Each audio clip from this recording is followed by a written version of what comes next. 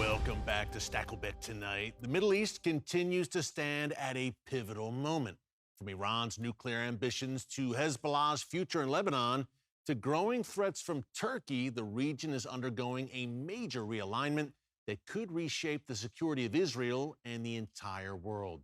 Joining us now to break down is our good friend, veteran White House correspondent, founder of World Watch Daily, and a foremost expert on U.S.-Israel relations. Bill Koenig is with us. Bill, great to see you, my friend. I should have mentioned also author of the classic Eye to Eye. We'll talk more about that as well.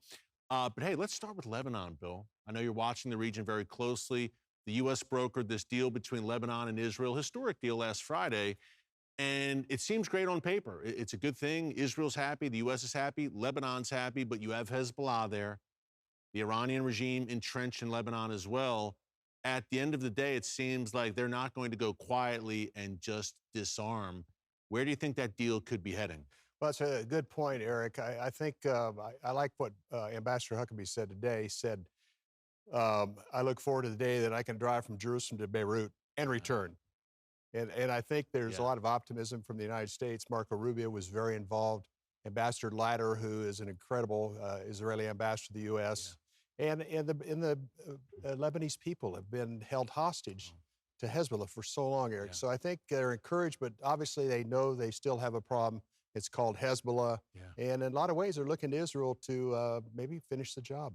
Yeah, I think Lebanon's central government, Bill, has to step up eventually. They're saying all the right things, but they've kind of got to have the backbone to confront Hezbollah and neutralize Hezbollah. We'll see if that happens. But as you said, no matter what happens, Israel is going to defend its interest as it should with Hezbollah at its doorstep.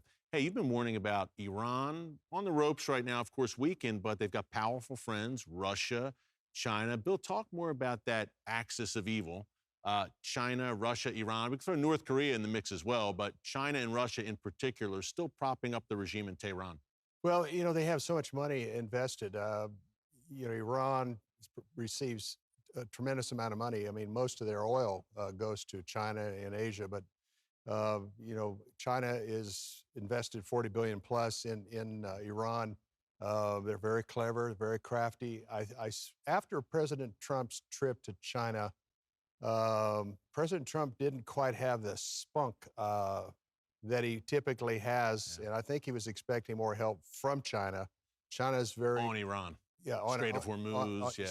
Exactly, Eric. And he didn't come back out of that Chinese trip, President Trump, as with as much tenacity as I thought he would. And I think obviously he didn't get the help he wanted from China. And you know, Russia has a long-term relationship with Iran. On the nuclear front too, building nuclear plants in Iran. Absolutely, and there's a lot of money invested in Russia, and Russia and China has invested a lot of money in Iran. But you know, Iran's a master. They're so clever, crafty. These are some of the toughest negotiators President Trump's ever dealt with. They are uniquely positioned on the Persian Gulf, and they're going to use that leverage as much as they can. And you know, they also know that President Trump has the midterms coming up, and that this war is not too popular in the United States. And so between China, Russia, and Iran, they aren't big fans of the United States. Oil and gas prices, of course. President Trump wants to get them lower in advance of the midterms. Yes. And you and I were talking off camera. The Iranian regime, master chess players, the dirtiest players in the game. And as you said, master negotiators and deal makers.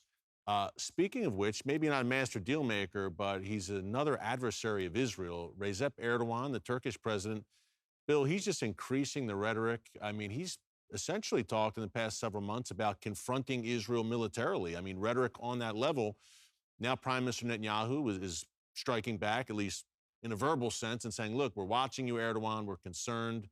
And to me, I watch Erdoğan's rhetoric. He talks about conquering Jerusalem and Israel's the Zionist entity, et cetera. And I say, where's NATO? I mean, Erdoğan, that's a NATO member nation, Turkey. Where's the condemnation from fellow NATO member nations?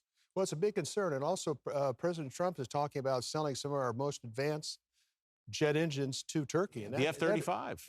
And big mistake. Absolutely. And there's a lot of people fortunately, the Senate, U.S. Senator, that are so pro-Israel, that see it for what it is. They understand Erdoğan. I mean, listen to what he says.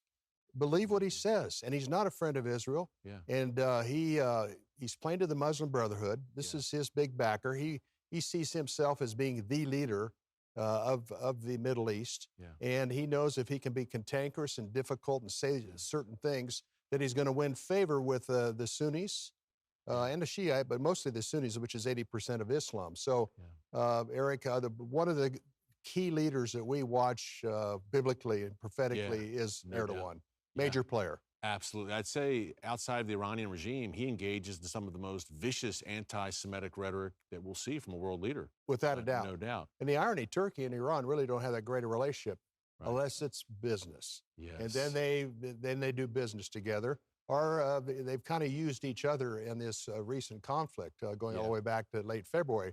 So we're going to watch that closely. At the same time, Iran's playing their cat and mouse game with the Strait of Hormuz and the Persian Gulf, Eric. And I think that's one of the most contentious, difficult challenges that President Trump has going forward is his ongoing relationship with control over the Strait of Hormuz and also the situation with the nukes. What's he going to do about the nukes? Yeah. And they're playing him. The Iran's negotiators are playing him. Yeah. The U.S.-Israel relationship, optimistic going forward, Bibi, Trump, tension, turning the page? I think it's still good, Eric. I think it's, I give President Trump a lot for, standing strong with Israel, doing what he did. I know that the pressure for Israel to depart from Lebanon was part of Iran's negotiating ploy. The relationship's still fine, but the great thing about it, Israel's support in Congress, which is the Republican support in the Senate and the House, is as strong now as ever before. Amen. And, thanks to Senator Cruz, Senator Cotton, Senator Graham, we'll continue to see that. But I think the pro-Israel, whether it's in the church or in the Jewish community or in Congress, needs to be stronger now than ever because Israel's at a precarious place politically right now, and that relationship with the United States is extremely important. Yeah, no doubt. And when it comes to Iran, I continue to say, finish the job. That's we right. shall see. Bill, great stuff, my friend. Thanks, Eric. And folks, follow Bill X across social media. Eye to Eye is a great book, Amazon.com, wherever books are sold.